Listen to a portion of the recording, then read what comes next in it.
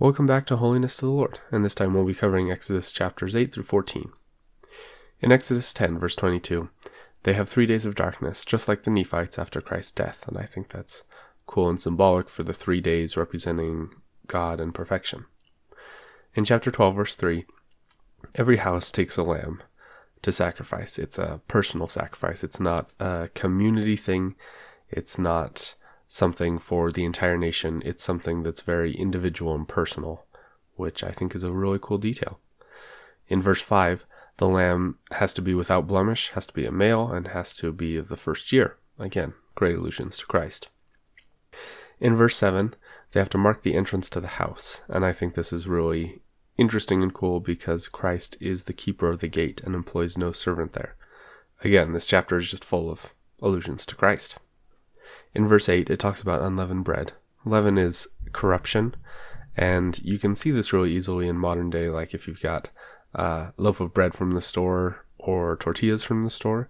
Tortillas last a very, very long time compared to the loaf of bread because the loaf of bread has leavening, has a raising agent like yeast that makes it a lot more prone to get mold. Tortillas can still go bad, but it takes them forever to go bad because they don't have that corruptibility. Anyway, just another cool symbol.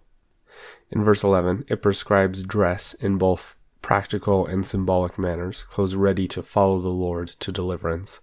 I think this is really cool because it is followed in future observances of this holy day, of this feast, to get people physically in the right clothes for the things they are doing, which gets them in the right mental state to really appreciate and understand what has happened. In verse 12, it talks about how all the firstborn will be smitten, both man and beast, and those who aren't smitten are dedicated to the Lord. And refusal to let go of God's firstborn, aka the children of Israel, to serve him, the Lord then takes their firstborn children and animal sacrifices. So I think that's a really cool duality that the children, the firstborn people, are considered the birthright, are considered those responsible for the household. And so the firstborn kids will be killed with this last plague. And also the firstborn of the animals will be killed. And those are like we already covered, the firstborn are the animals that are used to sacrifice. And it just all connects together. In verse 13, the blood on the door is a token or a sign of the covenant. Tokens and signs, very temple related. In verse 15, they put out leaven from the whole house, the whole week of cleansing and purity in preparation for the redemption and deliverance. Again, just really cool details. This chapter is full of it. In verse 17, it's called the Feast of Unleavened Bread, a holy day, and it's observed by ordinance forever.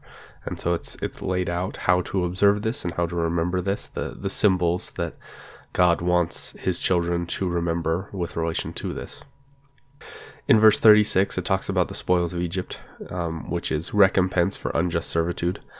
Precious things used for both eventually the golden calf, which is not so good, and the tabernacle, which is very good. And I just think it's interesting that the Lord is already planning that far ahead, even though the children of Israel don't get it, and the spoils can be used for either evil or good. In verses 43 through 45, only those who are part of the covenant are to participate in the ordinance, and it gives details on what you can do to make yourself ready to participate or to include yourself in the participation, but it's pretty clear cut that some people can participate and some people cannot, but all are welcome to be in a state where they could participate in the ordinance if they choose to. And in verse 46, it talks about how no bones should be broken in the sacrificial lamb. Again, another great parallel to Christ. In chapter 13, verse 9, they wear a sign on the hand and on the forehead. This will be explained in greater detail later when the scriptures go into greater detail on it. But I find it interesting that the sign is worn as a physical reminder of salvation and redemption. In verse 21, there's a cloud by day and a pillar of fire by night. In modern times, I feel like we often take for granted our environmental controls, but what a constant blessing it must have been to be led by a cloud to keep the sun off you during the day, during your travels, and to give light at night. There's so much to these metaphors. Clouds bring rain and life, fire is cleansing, cooking, and light is symbolic of Christ and the gospel. And it's just such a cool relief and such a cool way to lead the children of Israel after they've been in bondage for so long. In chapter 14, verses 2 and 3, we get to the place, and I might be probably mispronouncing this because I'm no Egyptian expert, but Hai-Hai-Hira is how I've heard it pronounced. And it means something along the lines of mouth of the caverns or edge of the hollows. And it looks something like this. Now, I'm not an archaeological biblical scholar, so I don't get mad if this isn't the actual location. This is mostly just meant to be a visible representation of the situation the Lord put the children of Israel in. I studied the scriptures, not necessarily archaeology. Anyway, I just Googled it, this is what came up, and it seems to fit the description. So, you could kind of look at this as a trap. There's no way out except for the Lord's intervention. They've got the mountains to their back, they've got a sea in front of them, and with chariots barreling down the canyon, if they try to run away, they're going to get caught and killed.